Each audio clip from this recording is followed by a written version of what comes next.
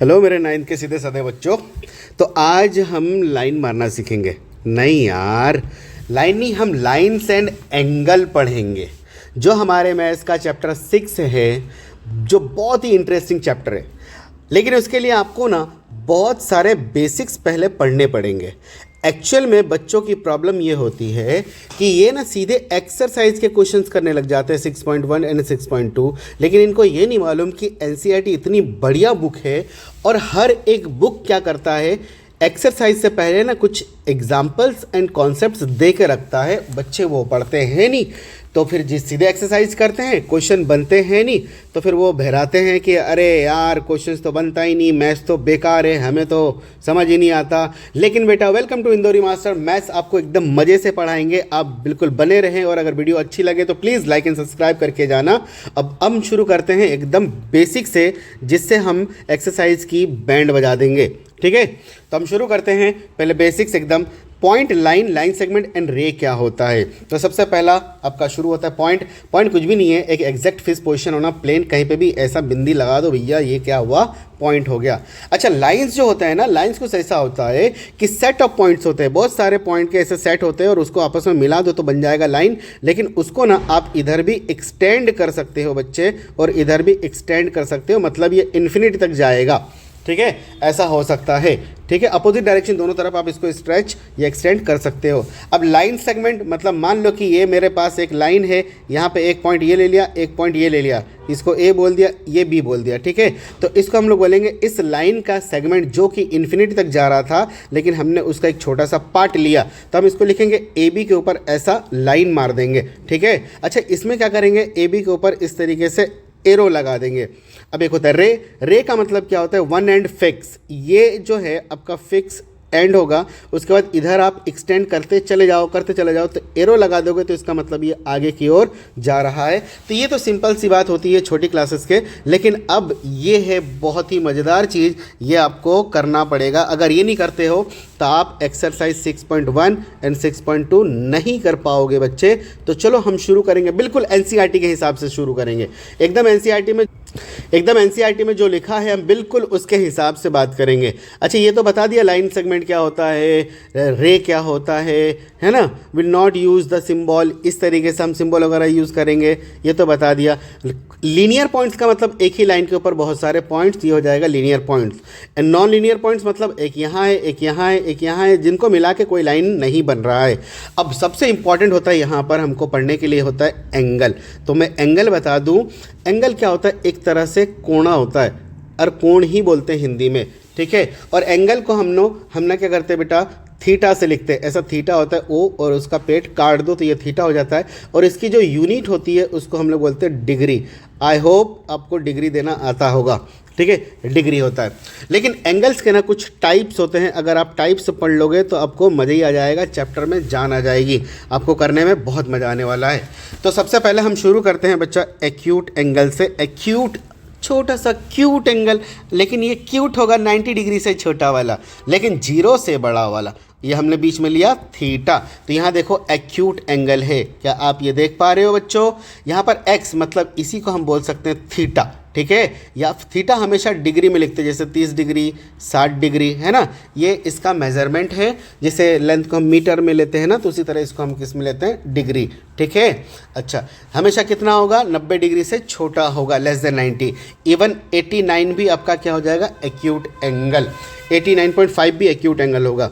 अच्छा, right angle. Right angle मतलब यहाँ देखो, ये इनिशियल है, यहाँ एक रे है, ये एक रे है, इन दोनों के बीच में आप देख रहे हो वाई, इसी को आप बोल दो theta, that is equal to 90 degree. पलपेंदी तूलल याद आया कि नहीं आया, टेंजेंट एंड पलपेंदी तूलल। ठीक है, अब ये जो है ना बेटा ऑब्ट्यूज एंगल। ऑब्ट्यूज एंगल का मतलब थीटा जो 0 से बड़ा और 180 डिग्री से छोटा होगा। लेस देन 180 मतलब आपका 179 भी होगा, 60 डिग्री भी हो सकता है, 90 डिग्री भी हो सकता है, आपका 150 भी हो सकता है। These all are obtuse angle. अरे 90 डिग्री से बड़ा बोल दो यार, 90 डिग्री से बड़ा, मैंने यहाँ पे 60 डिग्री नहीं बोला, 60 डिग्री नहीं 90 डिग्री होगा। 90 डिग्री से बड़ा और 180 डिग्री से छोटा होगा, उनको हम लोग क्या बोलेंगे बच्चों, ऑब्ट्यूज एंगल। अच्छा, अब सबसे इंपॉर्टेंट जो है ना, ये straight line angle. Straight line angle क्या होता है सर, आपको बता दूं, इसी को हम लोग बोलते हैं बच्चा लीनियर पेयर एंगल। आप जानते हो ना लीनियर पेयर एंगल, जिसको बोलते हैं सम ऑफ टू एंगल इज 180। ठीक है, जैसे कैसे, यहाँ देखो, एक इसको O बोल दिया, ये रे A बोल दिया, इसको मैंने B बोल दिया, इनके बीच में कितना बन रहा है 180 डिग्री। ठीक है, यहाँ पे अगर एक लाइन भी मैं ड्रॉ कर दूँ ना तो ये प्लस ये भी 180 डिग्री होगा। एग्जाम्पल के तौर पे अगर मैं बोल दूँ कि सर यहाँ पर देखो ये मेरा 30 डिग्री है और ये कितना x है, तो बताओ x कितना होगा। तो x इक्वल टू, याद रखना हमको निकालने के लिए लीनियर पेयर एंगल लगाएंगे, x plus 30 is equal to 180 degree, then x equal to 180 minus का 30 that is equal to 150 degree. समझ में आ गया। अच्छा, अब एक होता है रिफ्लेक्स एंगल। बोले सर रिफ्लेक्स एंगल क्या होता है, तो आपको मैं बता दूं, सम ऑफ ऑल एंगल जो होता है around a point is equal to 360 होता है। ठीक है, जैसे एक एग्जांपल रिफ्लेक्स एंगल्स को समझाने के लिए बहुत बढ़िया एग्जांपल अपने पास, मैंने ऐसा कुछ बोल दिया, ये मेरे पास है 70 डिग्री, तो इसका रिफ्लेक्स एंगल निकालो, रिफ्लेक्स एंगल निकालो, या फिर आप ये वाला एंगल निकालो, यही वाला एंगल आपका रिफ्लेक्स एंगल होता है। तो रिफ्लेक्स एंगल्स हमेशा याद रखना कि लेस देन 360 होगा। क्या करना है इसके लिए, करना कुछ भी नहीं है। मान लो ये आपका कुछ भी है, अभी जो बोलो 70 है, तो ये निकालने के लिए क्या करना पड़ेगा, 360 माइनस का 70 कर दो, ये आपका आ जाएगा। ठीक है बच्चों, इतना आपको समझ में आ गया, ये जो भी आएगा वो आपका आंसर होगा। ठीक है, अच्छा, अब इसके साथ साथ ना मुझे 2-3 और एंगल पढ़ने पड़ेंगे जो कि बहुत ही इंपॉर्टेंट है। सबसे पहला आप एक काम, यहाँ पर है आपके पास एडजेसेंट एंगल। एडजेसेंट एंगल मतलब याद रखना पड़ोसी एंगल। ठीक है, अब पड़ोसी एंगल क्या होता है मैं विद एग्जांपल लेके बताऊंगा। एडजेसेंट एंगल को ऐसा समझा जा सकता है, जैसे मैंने बोला ये O से शुरू कर रहा है, एक रे मेरा A है और एक रे मैंने बोल दिया इधर मेरे पास इस तरीके से ले लिया मैंने, ये B है। ठीक है, अब हमने क्या करा, इनके बीच में एक ऐसी कोई रे खींच दिया, जो O है, ये A है, ये B है, इसको मैंने बोल दिया C। अब देख सकते हो यहाँ पर एक एंगल है, चलो मैंने बोल दिया इसको X और इसको मैंने बोल दिया Y। ठीक है, A और B से भी बोल सकते हो। तो ये दोनों एंगल अगर आप ऐड करोगे तो क्या हो जाएगा, X प्लस Y, है ना, ये होता है एडजेसेंट एंगल। ये देखो, ये है कॉमन, ये जो रे है ये कॉमन है, इस लाइन से भी एंगल बना रहा है और इस लाइन से भी एंगल बना रहा है। तो एक ही कॉमन लाइन से दो एंगल जब बनता है, इसको हम लोग बोलते हैं एडजेसेंट एंगल। ठीक है, ये लेस देन 180 भी हो सकता है और इक्वल टू 180 भी हो सकता है, लेकिन अगर इक्वल टू 180 हो जाएगा तो उसको हम लोग बोलेंगे लीनियर पेयर एंगल। ये लीनियर पेयर एंगल को इन्होंने क्या करा, एक एक्सोइम से समझा रखा है, अभी हम उसको भी पढ़ने वाले हैं। अच्छा, उसके बाद आपको 2 और एंगल पढ़ना पड़ेगा, जैसे एक होता है आपका कॉम्प्लीमेंट्री एंगल। कॉम्प्लीमेंट्री एंगल,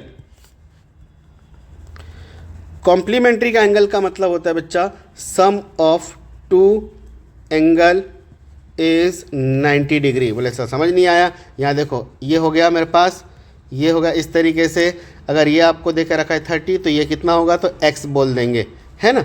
तो यहाँ पर x प्लस में 30 इज इक्वल टू कितना हो जाएगा, 90 डिग्री, क्योंकि कॉम्प्लीमेंट्री एंगल का मतलब ही होता है।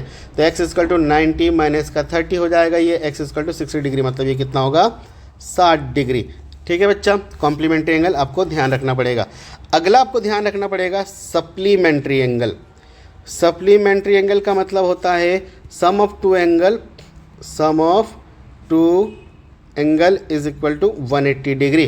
ठीक है, अब कुछ भी हो कैसे भी हो, आपको सम ऑफ टू एंगल 180 डिग्री निकालना पड़ेगा। मतलब अगर एक एंगल आपका कितना है 130, तो अनदर एंगल कितना हो जाएगा 50। समझ में आ गया, ये सब होता है कॉम्प्लीमेंट्री एंगल। यहाँ देखो एक्सरसाइज में, ये देखो भैया आपको यहाँ पर दे रखा है एडजेसेंट एंगल, इसको A बोल दो या B बोल दो या X बोल दो या Y बोल दो। ये आपका कौन है, ये देखो कॉमन वॉल है कि नहीं है, या कॉमन रे है कि नहीं है, या एडजेसेंट एंगल। अच्छा, यहाँ पे क्या बोलना चाह रहे हैं, ये देखो ये रे BC AB ये सब दिख रहा है, ये पूरा 180 डिग्री होगा, इसको आप लीनियर पेयर एंगल भी बोलोगे। अच्छा, एक वेरी इंपॉर्टेंट है आपको वर्टिकल अपोजिट एंगल, मतलब अपोजिट। यहाँ देखो इस O के अपोजिट में ये है क्या, तो ये दोनों बराबर होगा। इसका तो प्रूफ भी है हमारे पास जो हमको दे रखा है। ठीक है, अभी हम करेंगे। अच्छा, इंटरसेक्टिंग लाइंस, अरे एक दूसरे को इंटरसेक्ट कर रही है, नॉन इंटरसेक्टिंग नहीं कर रही है भैया, नहीं करना हमको। तो पेयर ऑफ लीनियर इक्वेशन अब भी हमने पढ़ा बच्चा, जिनका सम कितना हो जाएगा 180 डिग्री। यही होता है क्या?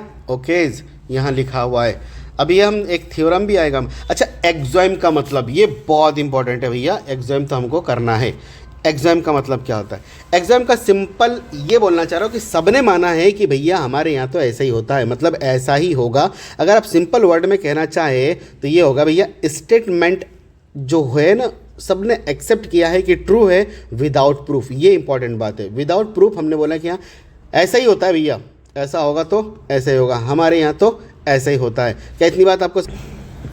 अब देखो एग्जाम 6.2 भी वही बोल रहा है कि यार हमारे भाई हमारे यहाँ तो ऐसा ही होता है। ठीक है, जो आप देख पा रहे हो क्या बोल रहा है कि if the sum of two adjacent angle 180, तो हम उसको क्या करेंगे मालूम है? ये जो कॉमन आर्म होगा, यहाँ देखो इसको समझो, ये इसको समझो। बोले अगर ये दोनों का एंगल का सम अगर 180 है तो इसको हम ना, इसको आर्म नहीं मानेंगे, इसको हम क्या मानेंगे? एक रे मान लेंगे या इसको एक लाइन मान लेंगे। ये बोला 6.2 ने। ठीक है, एक्सोइम, और एग्जाम का मतलब बता दिया, हमारे यहाँ तो ऐसा ही होता है। ठीक है भैया, तो अब हम एक एक करके अब एक्सरसाइज के क्वेश्चन। अच्छा, एक थ्योरम जो बहुत इंपॉर्टेंट है हमारे लिए यहाँ पर वर्टिकली अपोजिट एंगल को प्रूफ करने का, तो बड़ा ही सिंपल सा है। मैं यहीं पे आपको कोने में जरा से मैं दिखा देता हूँ। अब भी अभी पता चला लीनियर पेयर एंगल का सम कितना होता है? 180 डिग्री। मैंने बोला देखो सर, मैं एक काम करता हूँ, सी डी को ले लेता हूँ लाइन, पर इस पेन से लिख लेते हैं। सी डी क्या है भैया? एक लाइन है, और लाइन हमेशा लीनियर पेयर एंगल बनाएंगे। और इस ओ ए को बोल दिया कि एक रे है, मतलब ये सी डी हमारी एक लाइन है और ओ ए हमारा क्या है? एक रे है। तो यहाँ पर अगर आप देखोगे तो दो लीनियर पेयर एंगल बन रहा है। एक लीनियर पेयर एंगल ये वाला बन रहा है और एक लीनियर पेयर एंगल ये वाला बन रहा है। तो मैं ना इन दोनों को बोलूँगा कि देखो बाय लीनियर पेयर एंगल, मैं ऐसा बोलूँ कि angle A O C plus में angle A O D is equal to 180 degree. हो गया? चलो सर दूसरा पेन लो, एक हो गया। दूसरा ए ओ सी मैंने बोला ना अभी, ए ओ सी ये वाला प्लस में ए ओ डी ये वाला 180 डिग्री होगा। अब मैंने क्या करा? सेम चीज़, यही लाइन है मेरा। अब इसको देखो तो यहाँ से बच्चा, यहाँ से मैं फिर से बोलूँ angle A O C plus में angle B O C is equal to, ये भी 180 डिग्री होगा। ये देखो ए O C plus B O सी, ये भी 180 डिग्री होगा लीनियर पेयर एंगल। तो ये 180 ये दोनों इक्वेट हो गए और मुझे क्या मिला? A O C plus angle A O D is equal to angle A O C plus angle B O C. ठीक है यार, ए ओ सी कट गए तो क्या बचा मेरे पास? ए ओ डी बराबर एंगल बी ओ सी। कहाँ गया ए ओ डी बराबर बी ओ सी? आ गया ना बराबर। मतलब अगर ये 70 का होगा तो ये भी आपका 70 का होगा। ये थ्योरम था जरा सा, यही था ये थ्योरम 6.1। अब हम एक्सरसाइज के क्वेश्चंस करेंगे बच्चों। अगर आपको वीडियो अच्छी लग रही हो तो प्लीज़ लाइक एंड सब्सक्राइब।